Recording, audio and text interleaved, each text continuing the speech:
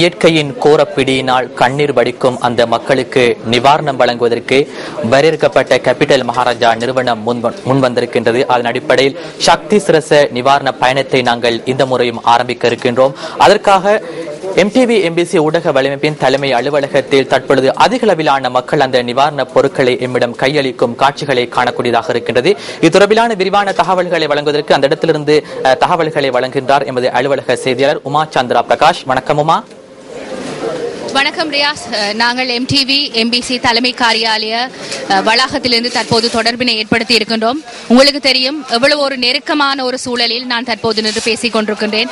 உங்களுக்கு பார்க்கும் போதே தெரியும் சன நெரிசலோடு இருக்கின்ற இந்த இடம் பொருட்களோடு நிரம்பி வழிகின்றது. இந்த பொருட்கள் அத்தனையும் நீங்கள் கொடுத்த பொருட்கள்.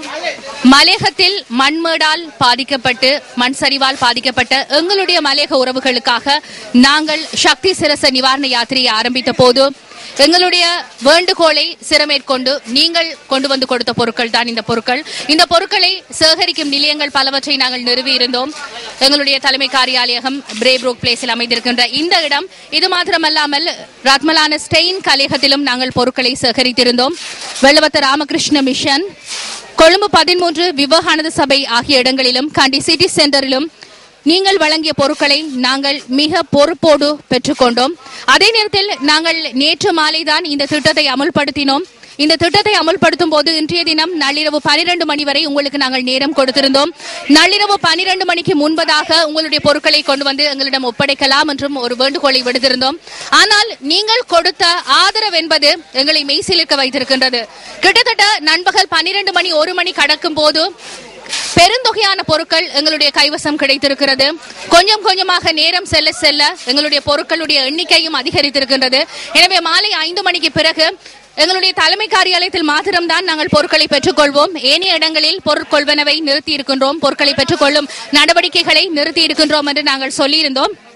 இதற்காகத்தான் இதன் பொருட்டும் எங்களுடைய உறவுகள் பொருட்களை கொண்டு வந்து கொடுத்திருந்தார்கள். ஆயினும் தொடர்ந்து நீங்கள் வழங்கிய ஆதரவை நாங்கள் பார்க்கும் போது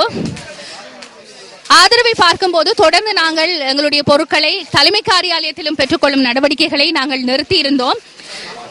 உண்மையில் இந்த ஆதரவு என்பது எங்களுக்கு கிடைத்த ஒரு பெரு வெற்றியாகத்தான் நாங்கள் பார்த்திருக்கின்றோம். இங்கு ஒரு பக்கம் பொதியிடல் நடவடிக்கைகள் இடம்பெற்றுக் கொண்டிருக்கிறது, இன்னொரு பக்கம் எங்களுடைய நிலையங்களில் சேகரிக்கப்பட்ட பொருட்களை கொண்டு வந்து கொண்டிருக்கின்றார்கள். நீங்கள் பார்க்கும் போதே தெரியும். இது தொடர்பாக நாங்கள் அறிந்து கொள்வதற்காக, மேலதிக விவரங்களை அறிந்து கொள்வதற்காக சக்தி FM அலைவரிசை பிரதானி பாலேந்திரன் காண்டீபன் எங்களோடு இணைந்திருக்கிறார். அவரிடம் கொஞ்சம் பேசி பார்க்கலாம். வணக்கம் காண்டீபன், இந்த அனுபவம் தொடர்பாக சொல்ல முடியுமா?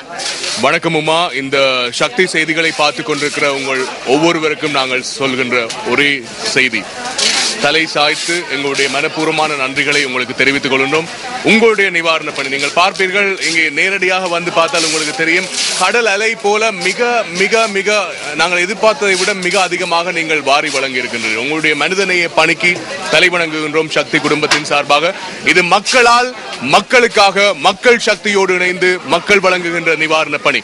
பாதிக்கப்பட்ட உறவுகளை உரிய நேரத்தில் பொருட்கள் சென்றடைய வேண்டும், நிவாரண பொருட்கள் சென்றடைய வேண்டும் என்பது உமா முதலாவது விஷயம்.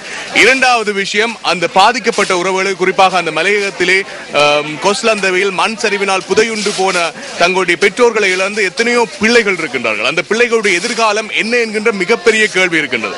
அவர்களுக்கு கேபிட்டல் மகாராஜா நிறுவனம் சக்தி FM சக்தி TV மூலமாக அவர்களுடைய கல்வி நடவடிக்கைகளை முடிக்கும் வரைக்கும் இதனால் நிற்கதியாகி போன அனைத்து மாணவர்களுக்கும் நாங்கள் புலமை பரிசில் செயற்திட்டத்தை அறிமுகப்படுத்தி இருக்கின்றோம். இது இரண்டாவது விஷயம். மூன்றாவது விஷயம், உரிய நேரத்தில் உரிய வகையில் இந்த மக்களுக்கு விழிப்புணர்வை ஏற்படுத்தி இந்த மக்கள் இப்படியான பல நூற்றுக்கணக்கான உயிர்கள் இழக்கப்பட்டிருக்கின்றன, பல ஆயிரக்கணக்கான மக்கள் இடம்பெயர்ந்திருக்கின்றார்கள்.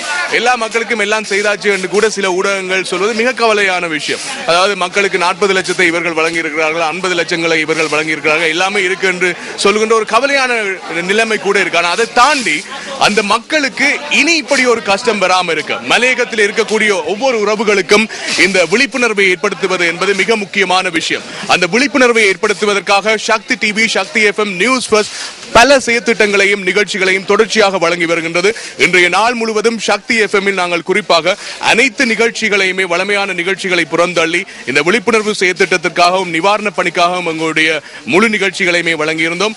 மீண்டும் மீண்டும் இந்த செயற்திட்டத்தில் இணைந்து கொண்ட உங்கள் அனைவருக்கும் சக்தி குடும்பத்தின் சார்பாக நீங்கள் எங்களுடைய குடும்பத்தில் அங்கத்தவர்கள் என்று கூட சொல்லலாம். இது உங்களுடைய பணி, உங்களுடைய நிவாரண பணி. பல பல்கலைக்கழக மாணவர்கள், பாடசாலைகள், ஏனைய தொண்டர் அமைப்புகள், பல நிறுவனங்கள் எங்களோடு இணைந்து இந்த செயற்திட்டத்திலே, இந்த மக்கள் பணியிலே ஈடுபட்டிருக்கின்றீர்கள். உங்கள் அனைவருக்கும் மீண்டும் சிறந்தாழ்த்தி எங்களுடைய நன்றிகளை தெரிவித்துக் கொள்கின்றோம். நாளை காலை எங்களுடைய கேபிட்டல் மகாராஜா தலைமை காரியாலயத்திலிருந்து இந்த நிவாரண யாத்திரை ஆரம்பமாகி குறிப்பாக கொஸ்லந்தை பகுதியில் பாதிக்கப்பட்ட மக்கள், அதே போன்று நுவர்லியா மாவட்டத்தில் இடம்பெயர்ந்திருக்கக்கூடிய மக்களை சென்றடைய போகின்றது.